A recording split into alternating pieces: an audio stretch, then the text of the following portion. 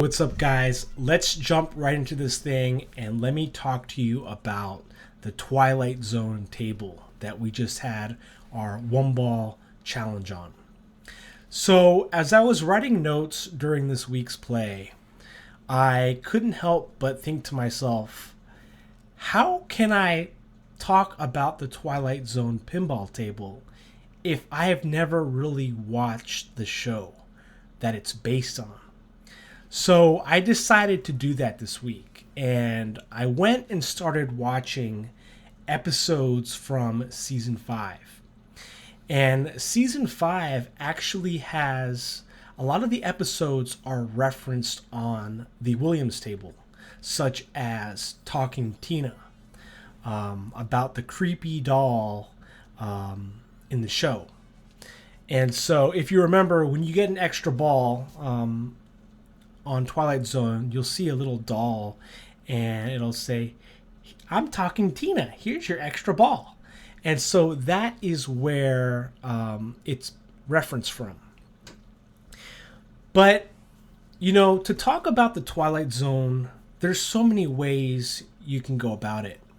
Because kind of when you think about the Twilight Zone, when you talk about it, when you mention its name, you have to kind of consider what exactly is the Twilight Zone.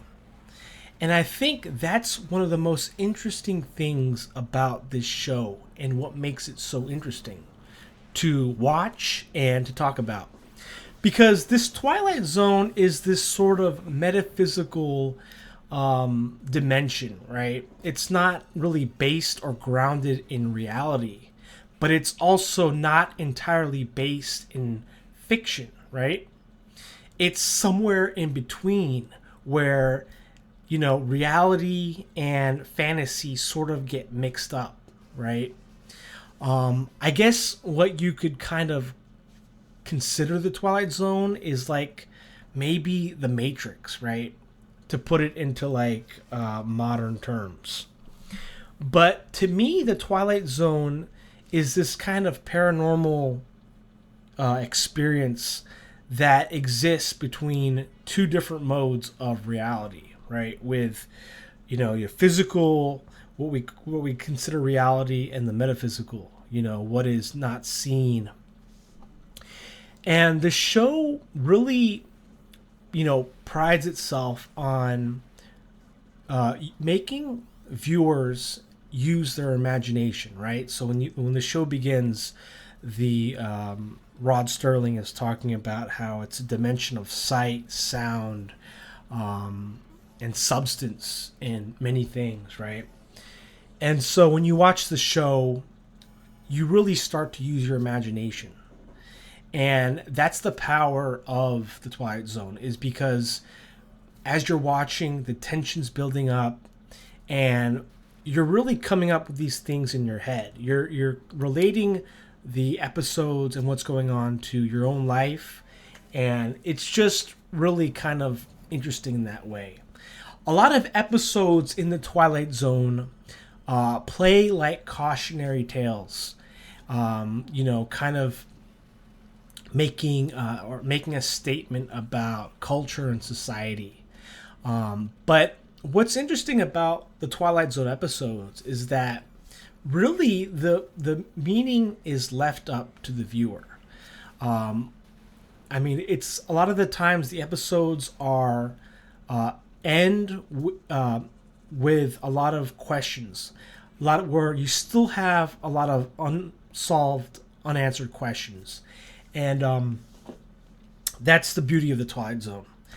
Because in the Twilight Zone episodes, the endings are not always what you would expect as you watch, and they're not always, these happy endings either.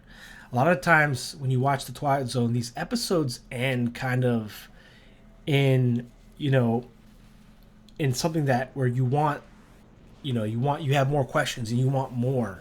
And that's just good TV. That's just good writing and production.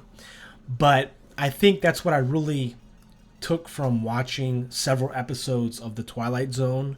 Some of the episodes that I watched are the popular one that a lot of people know about, Nightmare at 20,000 Feet, starring William Shatner. I watched the Talking Tina one.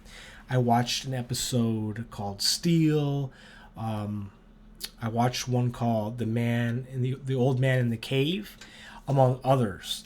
And a lot of them are actually kind of eerie, because a lot of these shows are kind of predicting, or kind of predictive of what's been happening now. A lot of the episodes in Twilight Zone kind of talk about robotics, the future. A lot of the episodes are based in the future, about time. A lot of episodes have to do with the concept of time being so interesting that it is. A lot of the episodes kind of resemble a lot of the problems of what we're going through today in society, right? And so I think that's why they're considered classics, because these themes, the themes that the Twilight Zone encapsulates in its shows, are really themes that are universal, and kind of themes that not only shows but movies and music talk about. And these qualities are universal and timeless. So that's why I think Twilight Zone is really kind of considered one of the best television shows. And I'm just glad that I watched it, because I think that now that I watched several episodes of the show, I can appreciate the table that much more.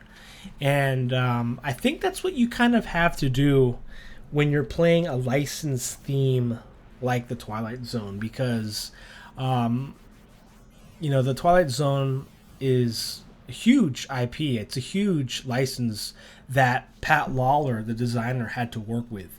And Pat Lawlor basically had free reign to do what he wanted on this table, because of the success that he had with the Addams Family, which was also a licensed theme.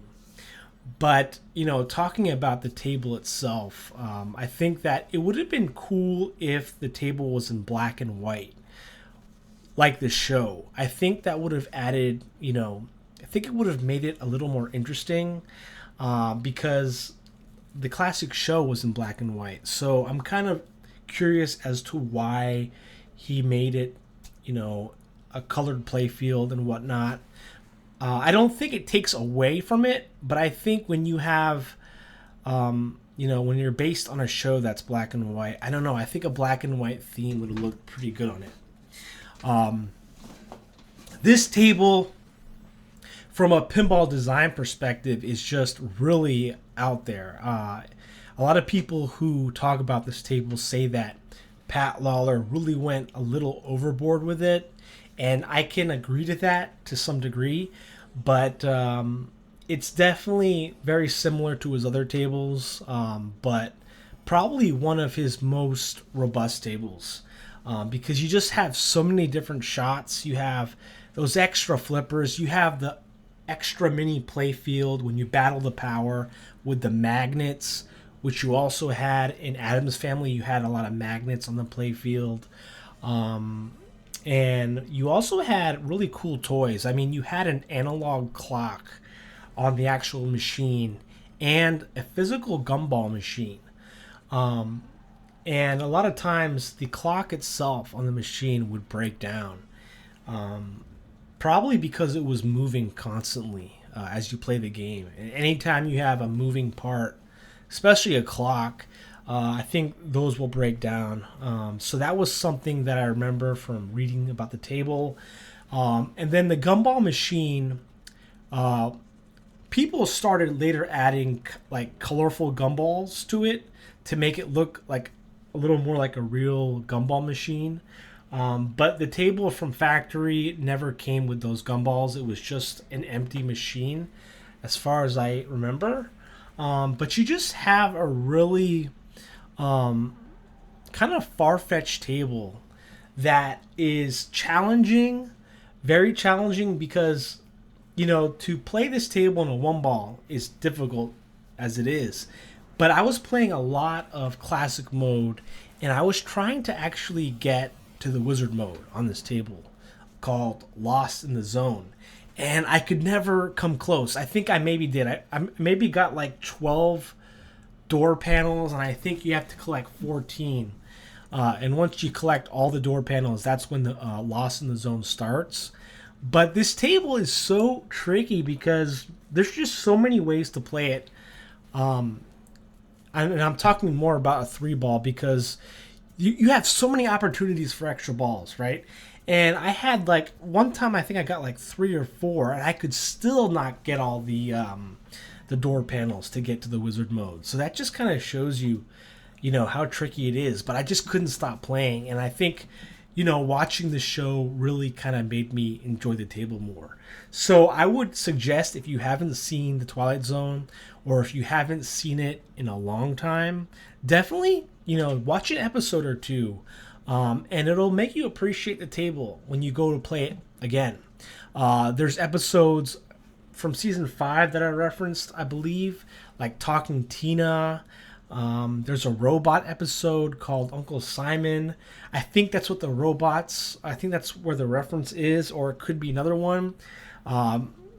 Because there's a lot of episodes, I think, in the Twilight Zone that are kind of based on robotics and androids and futuristic technology, which is what's really so interesting about it. So I'm gonna watch the rest of season 5. I already watched about half of it. It's just really cool. I think, like I said in the beginning, it just, it's like leaves you wanting more. It makes you question your existence, makes you question reality when you watch the show. And the concepts that it talks about is things that many movies and books and authors and people have talked about for centuries, basically as long as mankind. And it also, some episodes kind of talk about control, politics.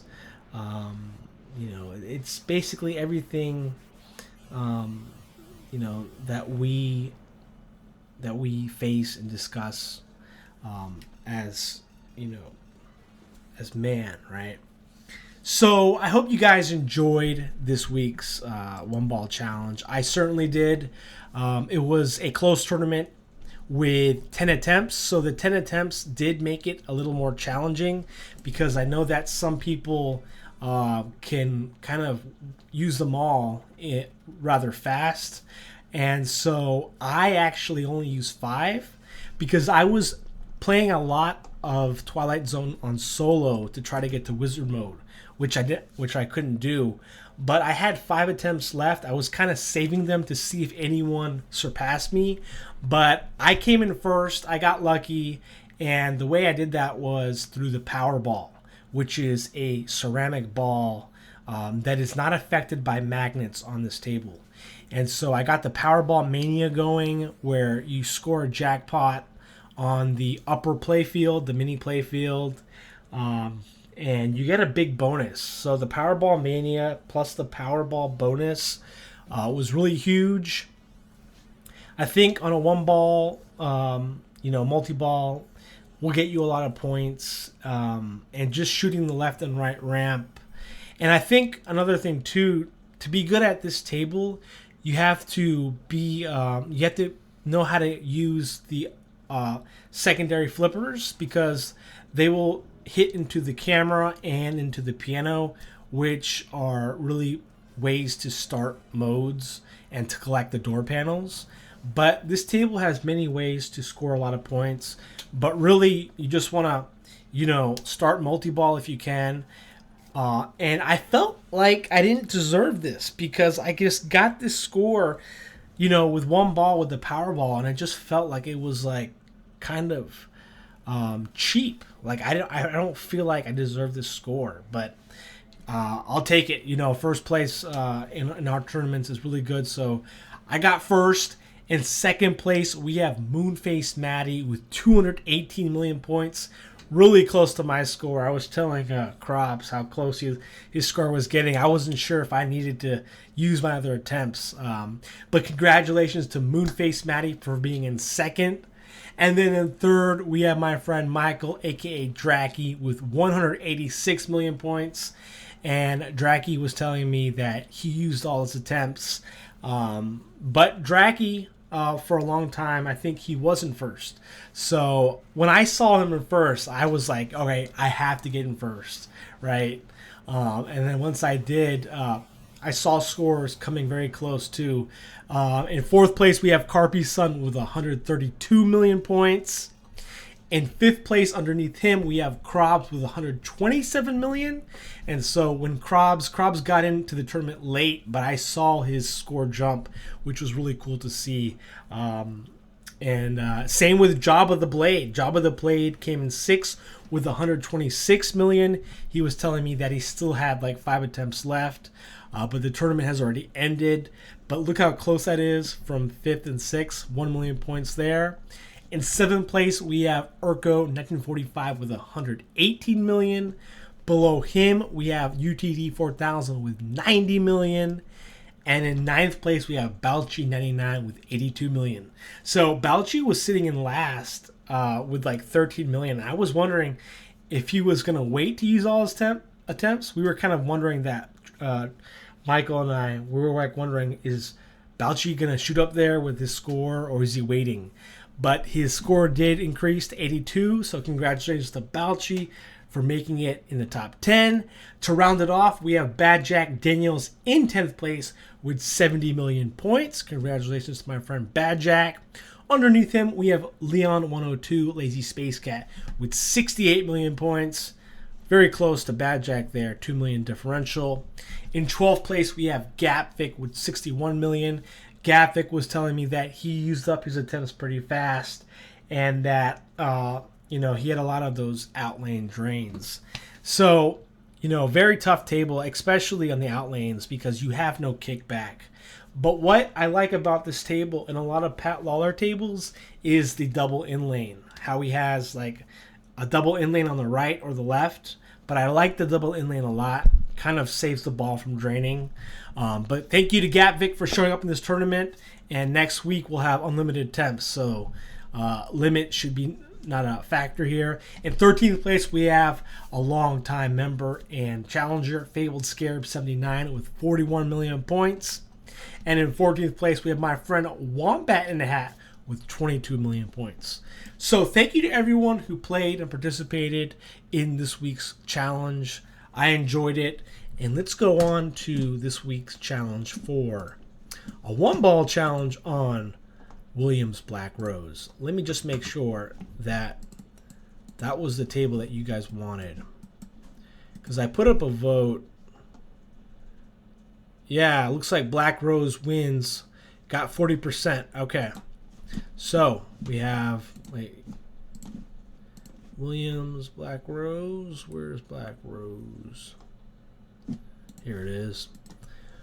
It's going to be a public one-ball challenge, unlimited players, unlimited attempts, 6 days. Public one-ball, unlimited, 6 days. All right, let's go. So the last time I played this was an XU Yukos tournament. He had a classic mode, which I really enjoyed.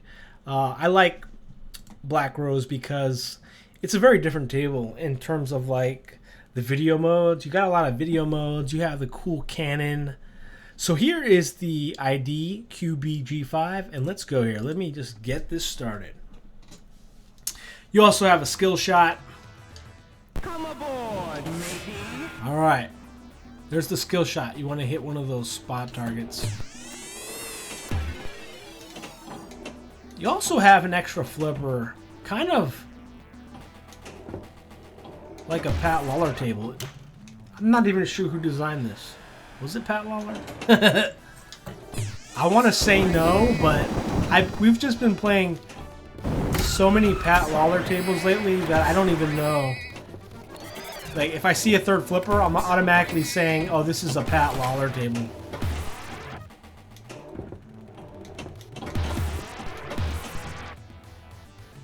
Okay, so what am I going for here? I know the broad side is like where you get most of the points, right? Lighting broadside.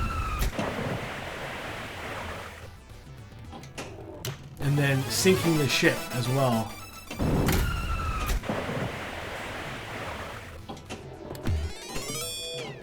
There we go. Oh, here's the video mode, okay. It's pretty cool.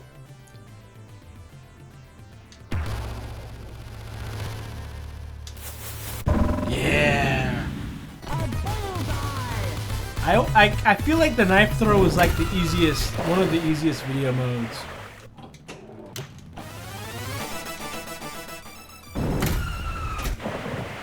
But this table is just so satisfying because here's another video mode. This one is easy. You just gotta, you know, press the launch button fast. Oh my gosh, but I always think it... I'm gonna fail that one for some reason.